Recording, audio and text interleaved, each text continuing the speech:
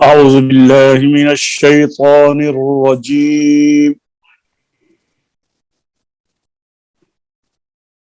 بسم الله الرحمن الرحيم.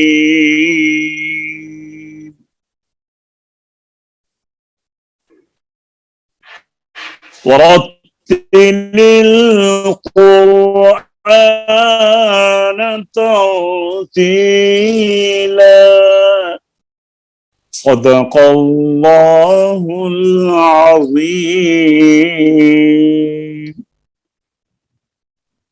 السلام علیکم ورحمۃ اللہ وبرکاتہ. درس قرات کے نئے سبق کے ساتھ فقیر محمد مسعودی آپ کی خدمت میں حاضر ہے. تو آئیے آج کے نئے سبق کی طرف چلتے ہیں. آپ احباب کو یہ علم ہے الحمدللہ کہ ہم آج کل اوقاف کا بیان پڑھ رہے ہیں. ہم نے بڑی تفصیل کے ساتھ ہم نے وقف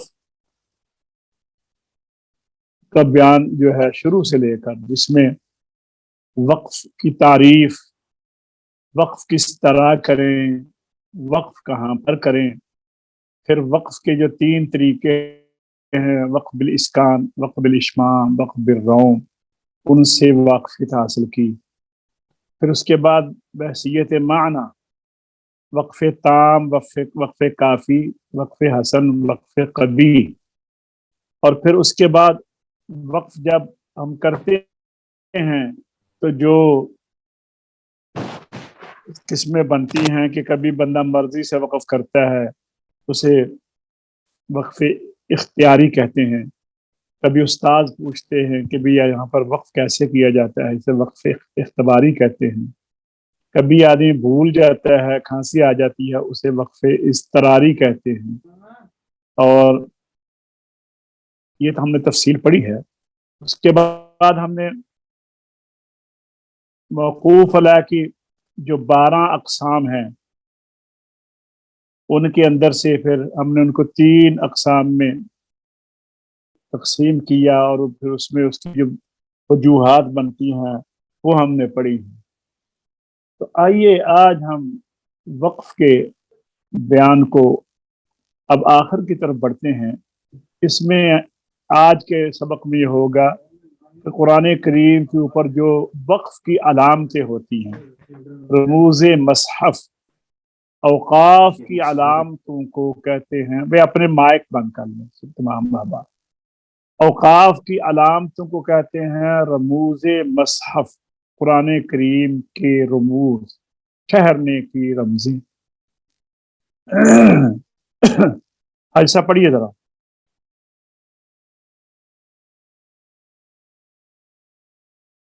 حاجی غضنفر صاحب پڑھیے.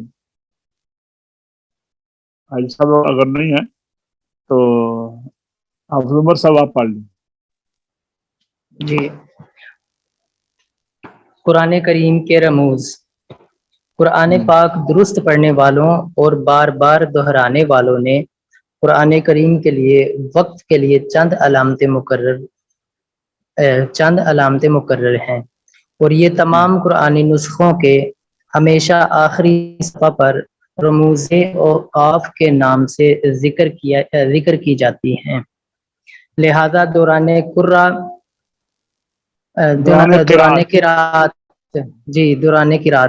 میں ان کا لحاظ رکھنا چاہیے. اور رموز اوقاف کی تعداد کے سلسلہ میں قرآن پاک کے نسخے مختلف ہیں. بعض نے ان بنیادی رموز یعنی علامت وقف جن کا صحت تلاوت سے تعلق ہے، اور یہ زیادہ زور دیا ہے. ان پر زیادہ زور دیا ہے. ان میں سے بعض رموز ایسے ہیں جو قواعد تجوید کی وضاحت کرتے ہیں، جیسے ادغام، اقلاب وغیرہ.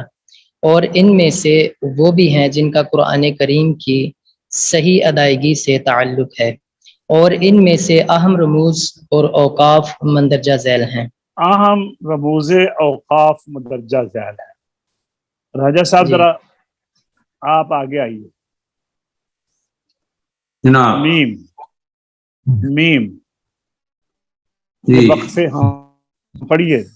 میم یہ وقف لازم کی علامت ہے، جیسے یہاں پر یعنی لازم پورا نہیں نہ لکھتے، لازم کے آخر میں صرف لام الف اور زے کو چھوڑ کر میم لکھ دیتے ہیں، جیسے جی انما یستجیب الذین یسمع، سنیے، انما یستجیب الذین یسمعون، یہ میم آ گئی، والموتى یبعثهم اللہ، ٹھیک ہے، تو یہ وقف لازم، اچھا یہ میم تھی۔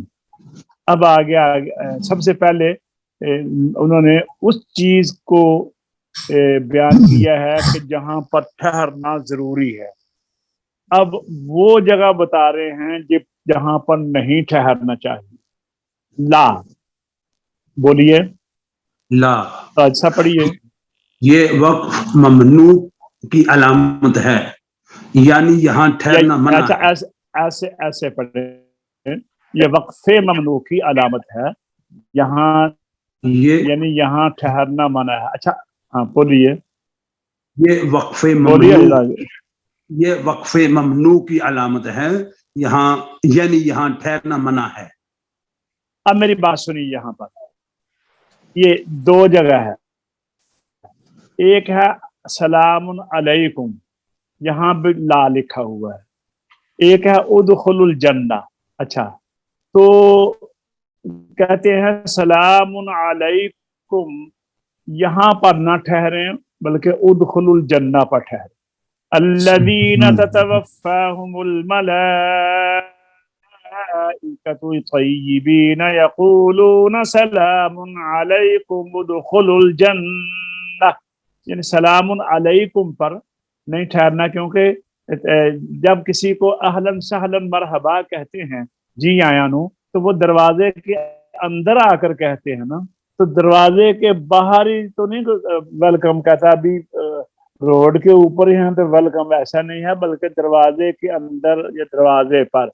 تو ادخل الجنہ تو دروازہ ہوا نا، تو جب وہ دروازے کے اندر داخل ہوں گے تو فرشتے جو ہیں اہل ایمان کو کہیں گے تم پر سلامتی ہو، اب آ جاؤ جنت میں داخل ہو جاؤ۔ جنت یعنی سلام علیکم کا تعلق ہے کہ سلامتی کے ساتھ تم جنت میں داخل ہو جاؤ، سلامتی کے ساتھ تم جنت میں داخل ہو جاؤ۔ اب سلامتی کے ساتھ ادخل الجنہ نہ کہا جائے، لیکن ایک بات یاد رکھیے، اگر یہ لا کی علامت گول آیت کے اوپر ہونا تو پھر لا کا اعتبار بعد میں ہوگا، پہلے گول آیت کا ہوگا۔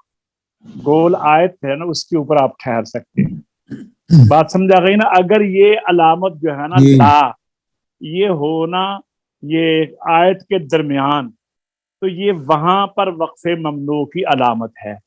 اگر یہ گول آیت کے اوپر ہے تو اس کا ترجمہ یہ بنے گا کہ تعلق لفظی تو آگے ہے نہیں ہے، لیکن تعلق معنوی ہے، تعلق معنوی ہے، لہذا یہاں پر اگر نہ ٹھہرو تو اچھی بات ہے، لیکن آیت جو ہے وہ اس چیز کی دلیل ہے کہ آپ کو یہاں پر ٹھہرنے کی اجازت ہے۔ سمجھا گئی جناب جی بات؟ حاجی صاحب آئے ہیں کہ نہیں؟ جی جی اچھا جی موجود ہیں۔ اچھا حاجی صاحب پڑھیے آگے، وقف جائز، جیم پڑھیے۔ جیم، یہ وقف جائز کی علامت ہے، یعنی یہاں ٹھہرنا منع ہے۔ نہ یہاں وقف کرنا یا نہ کرنا دونوں برابر ہیں۔ واہ، یہاں وقف کرنا یا نہ کرنا دونوں برابر ہے۔ آپ نے کہاں سے پڑھ لیا؟ پھر پڑھیے جیم کو۔ وہ اچھا اوپر چلا گیا، ساری جی۔ جیم، یہ وقف جائز کی علامت ہے، لیکن یہاں وقف کرنا یا نہ کرنا دونوں برابر ہیں، جیسے اچھا یعنی جی آپ کو اختیار ہے، کر لیں تو بھی ٹھیک ہے، نہ کریں تو بھی ٹھیک ہے۔ یہ تیسری علامت ہے، نحن نقص علیک نبأہم بالحق، इन्नहुम फित्यतुन आमनू बिरब्बिहिम वज़िदनाहुम हुदा नहनु नक़ुस्सु अलैका नबअहुम बिलहक़्क़ि इन्नहुम फित्यतुन आमनू बिरब्बिहिम वज़िदनाहुम हुदा। दोनों तरीके एक जैसे। ये तीसरी अलामत हो गई। पहली आपने पढ़ी है मीम की, वक्फे लाजिम की, दूसरी पढ़ी है ला की, इसका मतलब है ला ममनू। लेकिन ये अगर आयत के ऊपर हो, गोल आयत के ऊपर, तो फिर एतबार होगा गोल आयत का, इसका दूसरे नंबर पे आ जाती है। लेकिन अगर ये आयत के दरमियान में हो तो फिर इसका मतलब यह है कि आपके लिए बेहतर है कि आगे चले जाएं, यहाँ पे न ठहर। ठीक है जी। अब आइए जी, ये आ गया है साद लाम जी, सला। अच्छा, ये भी वक्फे जायज की अलामत है, लेकिन इसमें मिलाना, ये असल में सल्ला कहते हैं मिलाने को। जैसे आपने पढ़ा ना, ये मौसूल से है सिला, ये लफ्ज है, ये अरबू में ये लफ्ज बनता है सला, यानी यहाँ पर वक्फ कर सकते हैं, बेहतर है ना करें। ऊपर जीम में तो ये था ना कि करना या ना करना एक जैसा है, तो ये जो लिखा होता है ना सला, इसमें ये है, ये वक्फ जायज की अलामत है। लेकिन अगर आप मिलाना चाहते हैं तो अच्छी बात है। यमसस्कल्लाहु बिदुर्रिन फला काशिफ लहू इल्ला हुवा व यमसस्क बिखैरिन फहुवा अला कुल्लि शैइन कदीर। ठीक है जी। अच्छा, इसे आप सला कह लें, इसे आप कला कह लें, ये वक्फे जायज की अलामत है। इसमें वक्फ करना ही बेहतर है। जैसे रब्बी आलमु बिइद्दतिहिम मा यअलमुहुम इल्ला कलील फला तुमारी फीहिम। ठीक है जी। अच्छा, ये आ गया जनाब, कितनी होगी? मीम, लाम, जीम, सला और कला। अच्छा, आगे आ गया जी मुआनिका। ये मुआनिका 3 नुक्ते होते हैं। हमारे यहाँ मुआनका कहते हैं गले मिलने को, तो यहाँ पर भी ऐसे ही है। ये अलामत ऐसी जगह आती है जहाँ वक्फ बिल्कुल साथ साथ होते हैं। इस सूरत में दोनों में से एक जगह वक्फ करना सही है। मसलन ज़ालिकल किताबु ला रैब फीही हुदल लिल मुत्तकीन। अब आप तर्जुमा देखेंगे ना, ये किताब है नहीं है शक, यहाँ ठहर गए, ये किताब है नहीं है शक, इसमें हदायत है मुत्तकीन के लिए। अच्छा, अब आगे ठहरते हैं। ज़ालिकल किताबु ला रैब फीह, ये किताब है नहीं है शक, इसमें हदायत है परहेजगारों के लिए। ज़ालिकल किताबु ला रैब, ये किताब है नहीं है शक, इसमें हदायत है, फीही हुदल लिल मुत्तकीन, परहेजगारों के लिए। यानी अगर आप ला रईब पे ठहरेंगे तो फी से आगे चलकर मुत्तकीन को साथ लेंगे, और अगर आप ला रईब फी ही पर तक ठहरेंगे तो आगे हुदल लिल मुत्तकीन ले सकते हैं। इसे कहते हैं मुआनिका। ये जहां भी होता है इकट्ठा इकट्ठा होता है। आइए आप जी मुदर्जा ज़ाल सवालों के जवाब दीजिए। मुदर्जा ज़ाल औकाफ की अलामतें बयान कीजिए। वक्फे लाजिम, वक्फे जायज, वक्फे मुआनिका। वक्फे लाजिम हो गया मीम वाला, वक्फे जायज हो गया जीम वाला, वक्फे मुआनिका हो गया 3 नुक्तों वाला। सवाल नंबर 2, वक्फे जायज की 2 अलामतों का जिक्र कीजिए जिनमें वसल ऊला है या जिनमें वक्फ अदना है।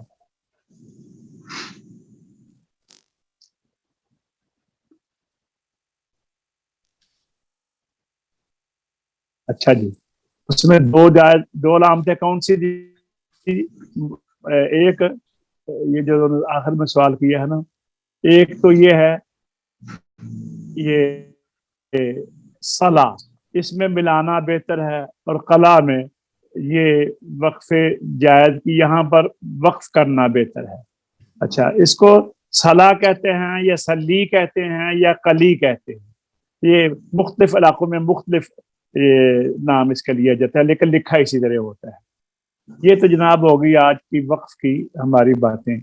अब आइए हम थोड़ा सा आगे चलते हैं, हम किताब के इख्तिताम की तरफ बढ़ रहे हैं। अब आइए बिस्मिल्लाहिर्रहमानिर्रहीम, क़िराअतुल कुरआनुल करीम की 3 शराइत। सूफी साहब जरा पढ़िए।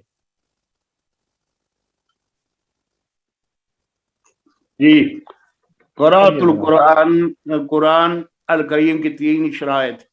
अच्छा फिर सुनिए, क़िराअतुल कुरान कहना चाहिए, क़िराअतुल कुरआनुल करीम, क़िराअतुल कुरआनुल करीम की 3 शराइत।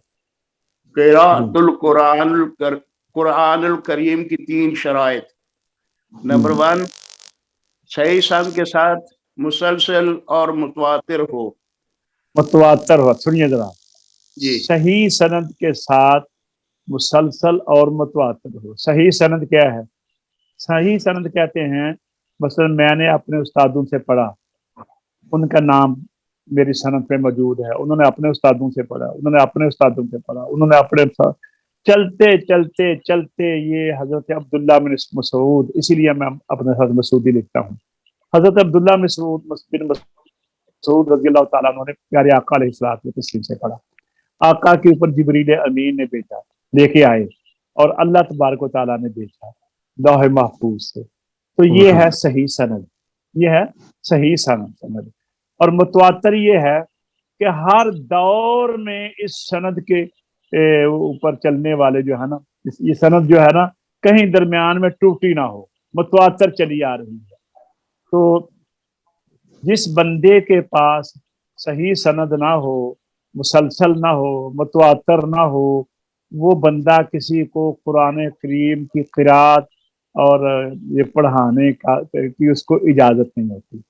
यानी इजाज़त ये सनद इसीलिए होती है कि हर बंदा कहता है भाई मेरे पास इन्नल्लाह यअमुरुकुम अन तुअद्दुल अमानात इला अहलिहा, अल्लाह ने हुक्म दिया कि अमानत को उसके अहल के पास पहुंचाओ। तो हुजूर पाक ने सहाबा किराम को दी, सहाबा किराम ने आगे दी ताबीन को, ताबीन ने आगे दी तबा ताबीन को, तबा ताबीन से फिर आगे आइम्मा किराम, फिर इससे चलते चलते उलमा कुर्रा तशरीफ लाते गए। अच्छा, उलमा कुर्रा तशरीफ लाते गए। तो ये सही सनद, ये इसे कहते हैं मुतवातिर। नंबर 2 पढ़िए सूफी साहब। ये समझ नंबर आ गई? 2 सही सनद के साथ मुसलसल मुतवातिर की समझ आ गई है? जी। रस्म उस्मानी। नंबर 2, रस्म उस्मानी के मुताबिक हो, चाहे इख्तिमालन ही हो। हाँ, अच्छा। अब रस्म उस्मानी मैंने शुरू में जब हमने शुरू किया था तो उसमें हमने रस्म उस्मानी के मुतल्लक, हमने रस्म उस्मानी के मुतल्लक मुकम्मल हमने ये इसकी गुफ्तगू इसके ऊपर की थी। तो रस्म उस्मानी वो है जो सैयदना उस्मान गनी रज़ी अल्लाह ताला अन्हु ने जिस तरह कुरान करीम को लिखा दिया, जिस तरह उस बड़ी जमात ने उसको जमा किया एक जगह पर, इसीलिए आपको जामिउल कुरान भी कहते हैं। तो एक जगह पर जमा किया, इसी तरतीब के मुताबिक हमें पढ़ना है। अगर रस्म उस्मानी के खिलाफ हो तो वो कुरान नहीं है। नंबर 3 रस्म उस्मानी। हाँ पढ़िए। ये अरबी कवायद यानी सिर्फ सर्फ और मुताबिक हो, और बाबा जी सर्फ और नहव के मुताबिक हो। डिक्शनरी जो है, अच्छा, लुगत जो है, अरबी लुगत में सर्फ और नहव 2 इल्म हैं जो पढ़ें तो अरबी लुगत में आदमी।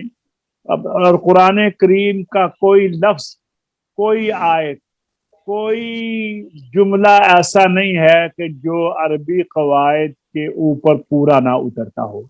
और अगर पूरा नहीं उतरता, और जितने ये आप सबा या अशरा क़िरात पढ़ते हैं ना, वो सारे के सारे अरबी कवायद के ऊपर उतरते हैं, उनमें कोई भी लग़्व नहीं होता। जी हाजी साहब जरा आप भी पढ़िए। सही सनद के ये सही सनद के साथ मुसलसल और मुतवातिर हो। नंबर 2 रस्म उस्मानी के मुताबिक हो, चाहे इख्तिमालन ही हो। نمبر 3 عربی قواعد یعنی صرف و نحو کے مطابق ہو، اور یہ تمام شرائط دور حاضر میں قرآن پاک کے اس نسخہ میں موجود ہیں جو حکومت سعودیہ نے مدینہ منورہ میں قائم المجمع طباعت قرآن المجمع یہ اس ادارے کا نام ہے، یہ اس ادارے کا نام ہے جو قرآن کریم، کیونکہ یہ ہم نے جو کتاب آپ کے سامنے پیش کی ہے نا، اس کا زیادہ حصہ ہم نے سعودیہ کے جو مدارس میں پڑھایا جاتا ہے، قرات پڑھائی جاتی ہے، تجوید، ہم نے اسی سے لیا ہے۔ تو انہوں نے آخر میں یہ اپنا اس ادارے کا نام بتایا، لیکن پاکستان میں تاج کمپنی کے اندر وہ ساری صفات موجود ہیں، شفیق پریس کے اندر وہ ساری صفات موجود ہیں، اسی طرح بھی اور بھی کئی آج کل ختم ہو گئی ہیں کمپنیاں، کئی موجود ہیں۔ تو اسی طرح یہ کیا ہے، پیر کرم شاہ صاحب کی جو ہے انہوں نے بھی قرآن کریم چھاپے ہوئے ہیں، تفاسیر ہیں، اسی طرح منہاج القرآن جو ہیں، دیگر ہیں، لیکن یہ بات کو کر رہے ہیں حکومت سعودیہ والے اپنی۔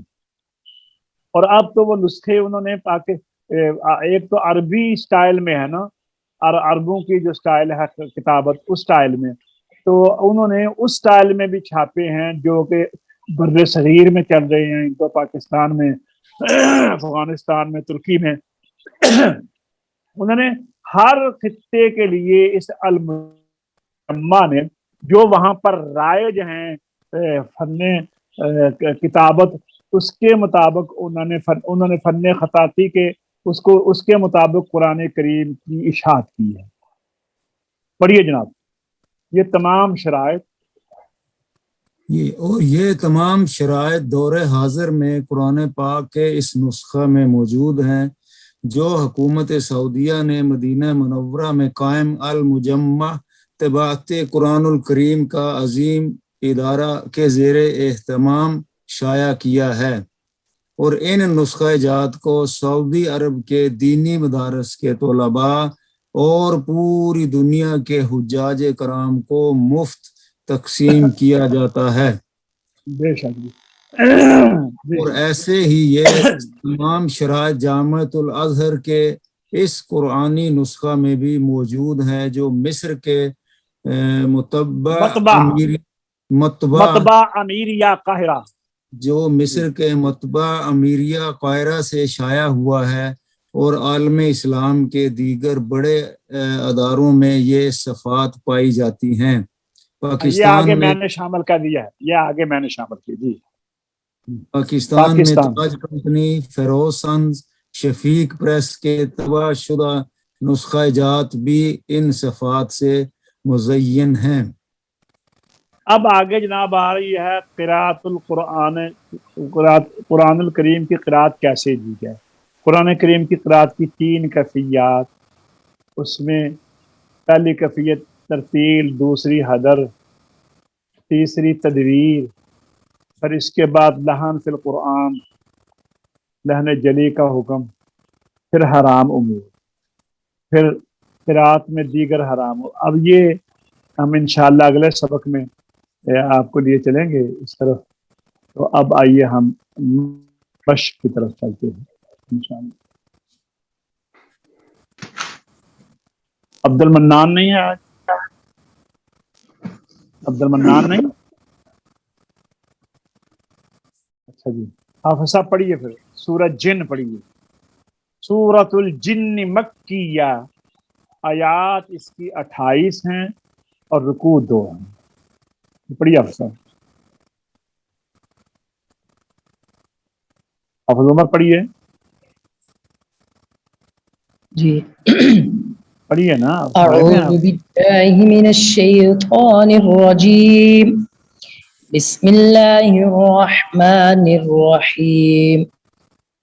قل اوحی الی انہ استمع نفر من الجن فقالوا انا سمعنا قرآنا عجبا يهدي إلى الرشد فآمنا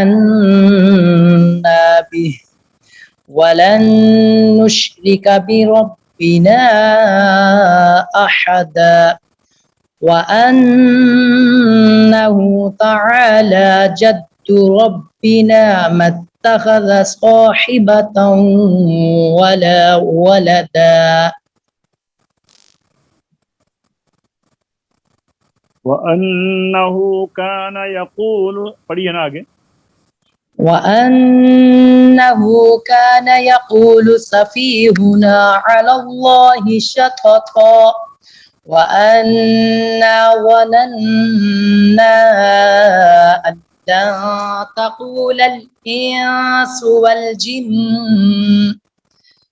تقول الإنس والجن على الله كذبا وأنه كان رجال من الإنس يعوذون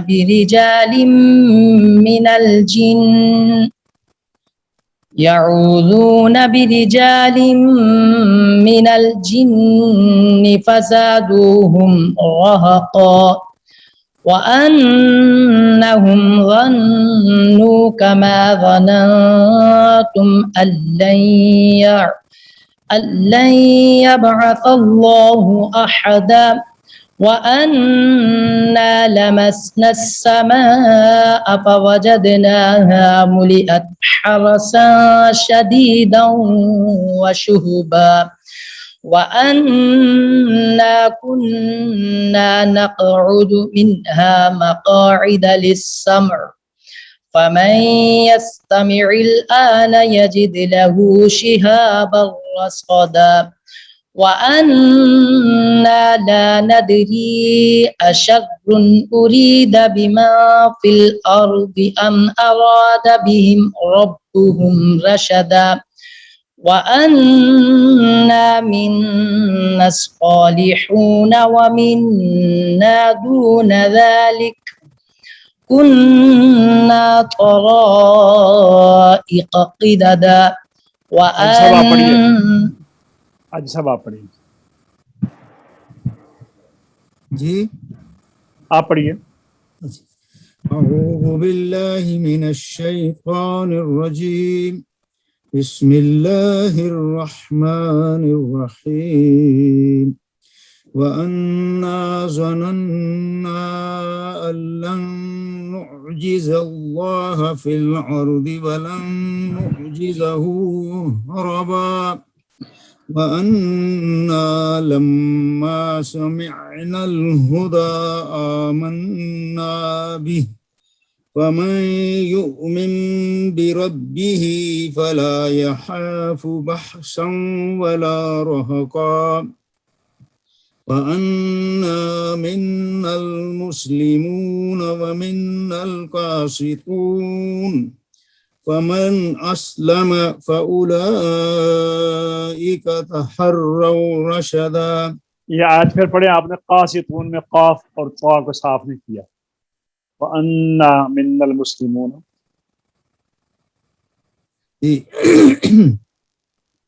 وَأَنَّا مِنَّا الْمُسْلِمُونَ وَمِنَّا الْقَاسِطُونَ فَمَنْ أَسْلَمَ فَأُولَئِكَ تَحَرَّوْا رَشَدًا.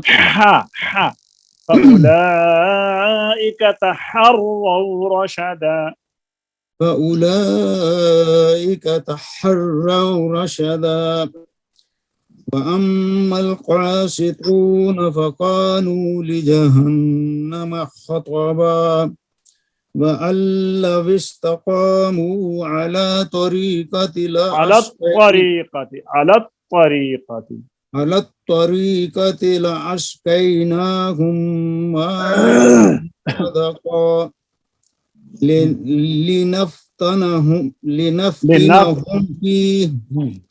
لنفتنهم فيه ومن يعرض عن ذكر ربه يسلكه عذابا صعدا. نہیں ٹھہریے، ایک تو آپ رب ہی کے اوپر ٹھہر گیا اور ہی کے اشباع کو ختم نہیں کیا. اور دوسرا پھر دیکھتا پڑھ لیجیے وَمَن يُعْرِضْ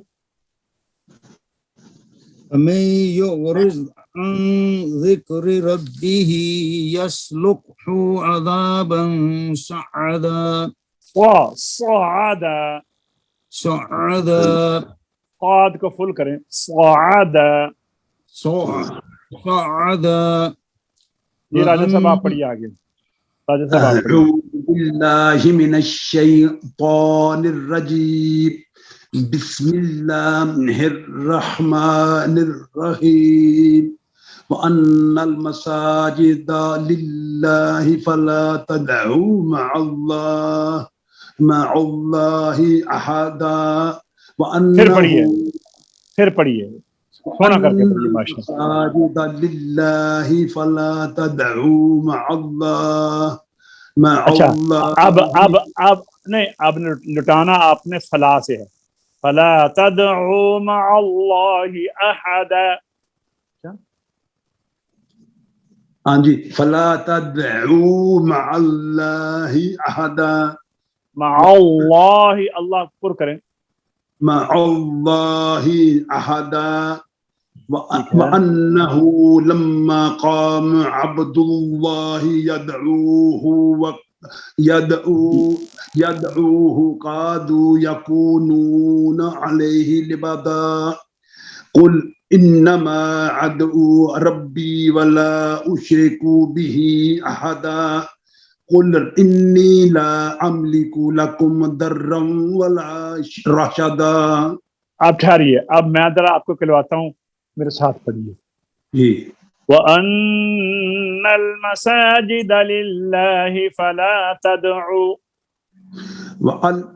وَأَنَّ الْمَسَاجِدَ لِلَّهِ فَلَا تَدْعُوا غنّا وَأَنَّ الْمَسَاجِدَ لِلَّهِ فَلَا تَدْعُوا وَأَنَّ الْمَسَاجِدَ لِلَّهِ فَلَا تَدْعُوا فَلَا تَدْعُوا مَعَ اللَّهِ أَحَدًا فَلَا تَدْعُوا مَعَ اللَّهِ أَحَدًا وَأَنَّهُ لَمَّا قَامَ عَبْدُ اللَّهِ يَدْعُوهُ وَأَنَّهُ لَمَّا قَامَ عَبْدُ اللَّهِ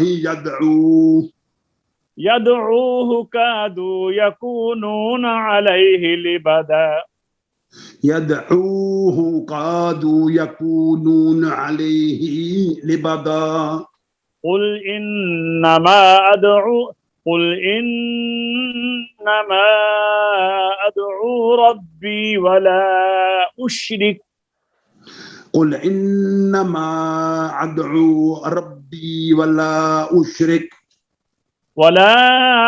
أشرك به أحدا ولا أشرك به أحدا. کاف کے پیش کو لمبا نہیں کرنا پھر پڑھیے ولا أشرك به أحدا ولا أشرك به أحدا ولا أشرك به أحدا قل إني لا أملك لكم ضرا ولا رشدا قل إني لا أملك لكم ضرا ولا رشدا. ماشاء اللہ خوبصورت. اور کیا سب مشق کر لیں اعوذ باللہ من الشیطان الرجیم بسم اللہ الرحمن الرحیم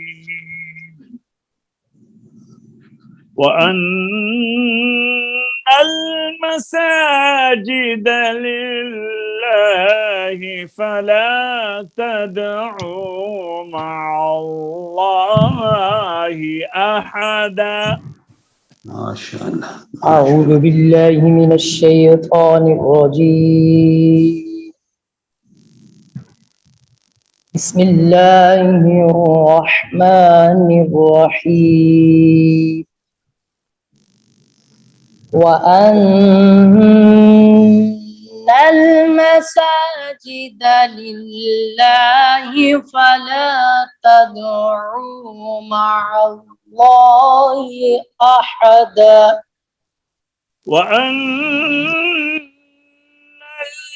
المساجد لله فلا تدعوا مع الله أحدا وأن المساجد لله فلا تدعوا مع الله أحدا وأنه لما قام عبد الله يدعوه كادوا وأنه لما قام عبد الله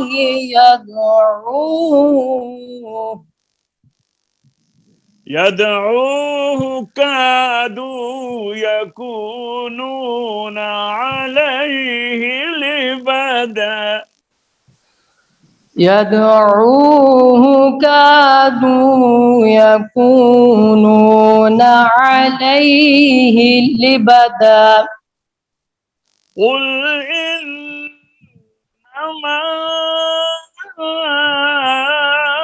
أدعو ربي ولا أشرك به أحدا